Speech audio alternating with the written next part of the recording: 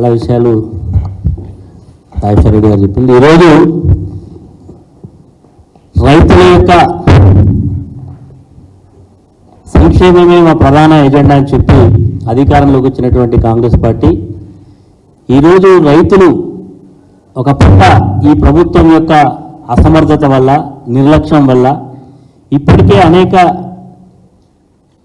వేల ఎకరాలలో పంట పొలాలు ఎండుతున్నా ప్రేక్షక పాత్ర వహిస్తూ మాకేమి పట్టింపు లేదని పరిస్థితి ఒకవైపు ఉంటే, పండిన పంటకు గిట్టుబాటు ధర లేక ఈరోజు అనువనున ప్రతి క్షణం మోసపోతూ ఉంటే పర్యవేక్షణ లేదు. ప్రజాప్రతినిధులైన వాళ్ళు మంత్రులు కావచ్చు, శాసనసభ్యులు కావచ్చు, స్థానికంగా ఉండేటువంటి ప్రజాప్రతినిధులు కావచ్చు, ఎప్పటికప్పుడు ఏం జరుగుతుంది తెలుసుకోవాల్సిన బాధ్యత అధికార పక్షంకి ఉంటుంది. తప్పు జరిగితే ప్రతిపక్షం ఖచ్చితంగా లేవనెత్తే అంశం మేము చేస్తాం. కాబట్టి ఇప్పటికే రైతులు జరిగినటువంటి నష్టం ఒక జనగామనే కాదు, మొత్తం యావత్ తెలంగాణ రాష్ట్ర వ్యాప్తంగా ఇది జరుగుతూ ఉన్నది. కాబట్టి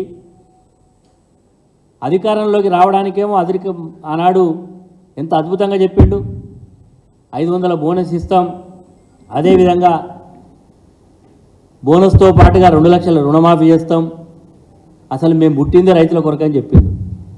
అయ్యా మీరు వచ్చి 4 నెలల కాలం అయిపోయింది, నువ్వు చెప్పిన సమయం కూడా అయిపోయింది. 100 రోజులలో మొదటి సంతకమే 9వ తారీఖు నాడు రైతు రుణమాఫీ మీద పెడతాను. ఇప్పటిదాకా దాని గురించి మాట్లాడడం లేదు, నిర్దిష్టంగా ఎప్పట్లో కూడా చెప్పడం లేదు. కేవలం వరి రైతుల యొక్క పరిస్థితే కాదు, ఈరోజు తెలంగాణ రాష్ట్రంలో అత్యధికంగా మిర్చి పండించేటువంటి ప్రాంతం వరంగల్ జిల్లా. ఈరోజు మిర్చి రైతుల యొక్క ధరలు కూడా గణనీయంగా తగ్గిపోయినాయి. ఎక్కడ కూడా ప్రభుత్వం యొక్క పర్యవేక్షణ లేదు. ఎప్పుడైతే ధర తగ్గుతుందో ఆ కోల్డ్ స్టోరేజ్లలో పెట్టినప్పుడు మార్కెట్ ఇంటర్వెన్షన్ ఫండ్ ద్వారా రైతులకు మరి కొంత లోన్ ఫెసిలిటీ ఇచ్చి తక్షణమే ఆదుకోవాలి, కోల్డ్ స్టోరేజ్లను ఏర్పాటు చేయాలి. వాళ్ళని ఆదుకోవాల్సింది పోయి కేవలం ప్రేక్షక పాత్ర వహిస్తూ ఉన్నది. రైతులు ఈరోజు వాళ్ళు పెట్టినటువంటి పెట్టుబడులు ఏరిన కూలు కూడా రావాలని చెప్పి రాలేని పరిస్థితులలో బాధపడుతూ ఉన్నారు. ఇంకా 2-3 రోజులైతే ఇంకొక సమస్య కూడా వస్తుంది, మక్కలు కూడా కోతకు వస్తున్నాయి, మక్కలకు కూడా ఇదే పరిస్థితి రాబోతున్నది. కాబట్టి నిద్రపోయేటువంటి మరి ప్రభుత్వానికి హెచ్చరిక చేస్తాం, నిద్ర మేల్కొనండి, తక్షణమే వరి, మక్కలు, మిర్చి రైతుల గురించి ప్రత్యేక కార్యాచరణతో వెళ్ళండి. ఏదో ఎన్నికల కోడ్ ఉందని చెప్పి కుంటి సాకులు చెప్పి తప్పించుకుంటే రైతులు మరి జరిగినటువంటి నష్టాలను పూడ్చే అవకాశం ఉంటుంది. కాబట్టి రైతులతో రాజకీయాలు వద్దు. నిజంగా మీకు చిత్తశుద్ధి ఉంటే ఇచ్చిన మాట ప్రకారం నిలబడండి, 500 బోనస్ ఇవ్వండి.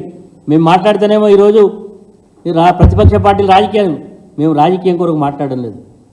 రైతుగా నేను చెప్తా ఉన్నా, రైతులు ఈరోజు చాలా అండ్రెస్ట్లో ఉన్నారు, చాలా బాధలలో ఉన్నారు.